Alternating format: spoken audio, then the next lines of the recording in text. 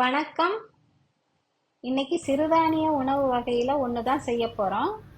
சோள லட்டு தான் செய்ய போகிறேன். இதை தின்பண்டமாக எடுத்துக்கிறதுக்கு நல்லா இருக்கும். இதுக்கு தேவையான பொருளையும் செய்முறையும் பார்க்கலாம் வாங்க. இதுக்கு தேவையான பொருள்னு பார்த்தீங்கன்னா 1 கப்பு சோள மாவு, 1 கப்பு வெல்லம், ஒரு 4 டேபிள் ஸ்பூன் பொட்டுக்கடலை, ஒரு 15-20 முந்திரி பருப்பு, 20 பாதாம் பருப்பு, ஒரு 100 நெய் வச்சுருக்கேன். அதில் தேவையான அளவுக்கு உபயோகப்படுத்திக்கலாம். ஒரு கடாயில் இந்த பொட்டுக்கடலையை சேர்த்து லேசாக வறுத்துக்கிறேன். இது வறுக்கணும்னு அவசியம் இல்லை, லேசாக சூடாகினா போதும். இப்போ இது சூடாகிட்டு இதை நான் ஒரு பிளேட்டுக்கு மாற்றிடுறேன். அடுத்ததாக இந்த முந்திரி பருப்பும் பாதாமும் சேர்த்து அதையும் இதே மாதிரி லேசாக சூடு வர வறுத்து எடுத்துக்கணும். இதுவும் சூடாகிட்டு இதையும் ஒரு பிளேட்டுக்கு மாற்றிடுறேன். இதை ஆறிக்கிட்டு இருக்கட்டும் கொஞ்சம் நேரம். அடுத்ததாக இந்த கடாயில் ஒரு 3 டேபிள் ஸ்பூனுக்கு நெய் விட்டுக்கிறேன். இந்த சோள மாவை அதில் சேர்த்து இதை நல்லா வறுத்துக்கணும். இதை கொஞ்ச நேரம் நல்லா இந்த நெய்யில் கலந்து பொறுமையாக இதை நல்லா வறுத்து எடுத்துக்கணும். நல்ல வாசனை வரும், அந்த நேரம் வரைக்கும் இதை வறுக்கணும்.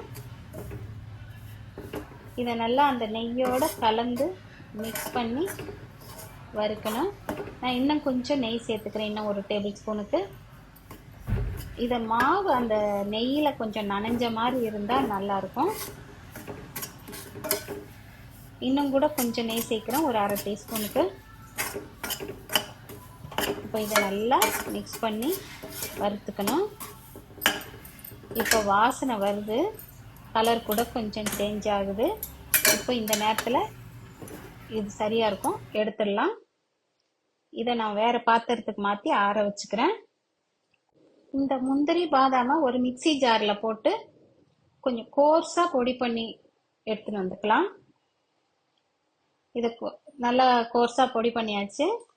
இதை அந்த சோள மாவுலேயே சேர்த்துடுறேன். அடுத்ததாக இந்த பொட்டுக்கடலையும் அதே மாதிரி பொடி பண்ணின்னு வந்துடணும். இது நல்லா நைஸாக பொடி பண்ணிக்கலாம். இதை பொடி பண்ணியாச்சு. இதையும் அதோடையே சேர்த்துடுறேன். அடுத்ததாக நம்ம இந்த கடாயில் ஒரு 2 டேபிள் ஸ்பூனுக்கு நெய் விடுறேன். இப்போ அந்த வெல்லத்தை இதில் சேர்க்குறேன். இது இந்த நெய்யோடு சேர்த்து கொஞ்சம் கிளறி விடணும். இது கொஞ்சம் மெல்ட் ஆகணும் இந்த சூட்டில். அது வரைக்கும் இதை நம்ம கொஞ்சம் இது கிளறி விட்டுக்கலாம். இது சீக்கிரமே மெல்ட் ஆகிடும். இன்னும் கொஞ்சம் நெய் விடுறேன். இப்போ இது மெல்ட் ஆகிட்டு வருது. இப்போ இந்த அளவுக்கு மெல்ட் ஆனால் போதும். இது ஒன்றோட ஒன்று சேர்ந்துருச்சு பாருங்கள். இப்படி உதிராக இல்லாமல் இது நல்லா சேர்ந்துருச்சு பாருங்கள். இப்போ இது எடுத்துக்கலாம். இப்போ இந்த மாவை, இந்த சோள மாவு பொட்டுக்கடலை மாவுலாம் இதெல்லாம் நல்லா கலந்து விட்டு இந்த வெல்லத்தோடு சேர்த்து இதை நல்லா இந்த வெல்லமும் மாவையும் மிக்ஸ் ஆகிற மாதிரி நல்லா கலந்து விடணும். இது ரெண்டும் நல்லா ஒன்றா சேரணும், அந்த அளவுக்கு இதை நல்லா கலந்து விட்டுக்கணும். இப்போ இதெல்லாம் நல்லா ஒன்றா சேர்ந்துருச்சு. இப்போ இந்த மாதிரி இதை உருண்டை பிடிச்சிக்கணும். இப்போ சோள லட்டு தயாராகிடுச்சு. இது நல்லாவே இருக்கும். நீங்களும் இதே மாதிரி செஞ்சு பாருங்கள், கமெண்ட் பண்ணுங்கள் எப்படி இருந்ததுன்னு. இந்த வீடியோ உங்களுக்கு பிடிச்சிருந்தா லைக் பண்ணுங்கள், ஷேர் பண்ணுங்கள், சப்ஸ்கிரைப் பண்ணுங்கள்.